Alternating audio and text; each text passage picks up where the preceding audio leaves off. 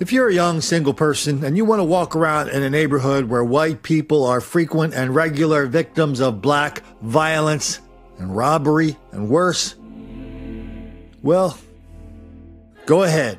It's on you. But when you put some kids into the equation, that makes you a truly dangerous person, not only to yourself, but to others. This is what denial, deceit, and delusion gets you in Fishtown, Philadelphia, and what it almost gets a couple of young kids you were charged with keeping safe.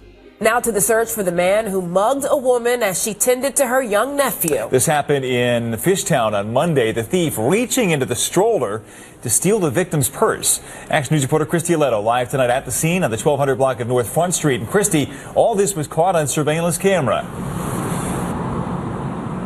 That's right, Brian and Shari. Megan says she was walking down the street with her friend while pushing her toddler nephews in a stroller. She made eye contact with the suspect who was standing right here on this corner. She then turns to go down Lee Street, not thinking twice about the man she just made eye contact with until it was too late. And I was holding the door for my friend to go in, and this guy just started running at me. It's a scene Megan, who didn't want to give her last name, admits she's replayed over in her head.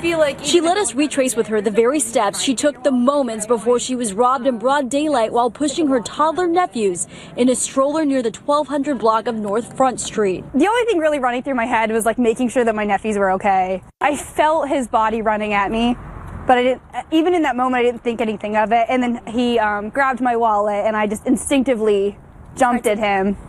I mean, at what point did you say, like, oh, maybe I shouldn't? The minute I jumped, I was like, why did I do that? So Megan, her 1- and 2-year-old nephews and another friend were uninjured. The suspect, described in his 20s, ran south on Lee Street, making off with her cash, credit cards, and ID. We think that she was targeted. We think the fact that she was pushing a baby, she appeared vulnerable to this person, and he followed her until she got to an area which he feels though he can commit the crime and get away with it. That's one of those, like, you're like, oh, that'll never happen to me situations. And now that it has, it's prompted Megan to be both more aware but unafraid. How often do you come down the street? Daily. I mean, we go to this play space almost daily. I've never not felt safe here. Do you feel safe coming down the street now? I do. I think it was just bad luck. He was in the right spot, right time. And so, according to this young lady, this is just a one-off. It's an accident, anomaly. Stuff like that doesn't happen around here.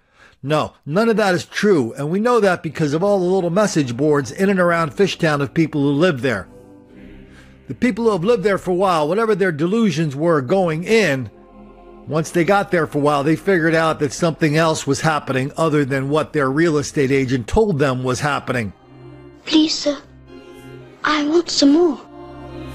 So now they're very aggressive about pointing all these crime notices on their little bulletin boards, reminding people that white people are targets. There's a lot of stories like that. Here's a story of rape, robbery. It's just a thing in Fishtown. The fellas go to Fishtown to target the young, naive white people with mommy and daddy's debit and credit cards with $1,000 purses.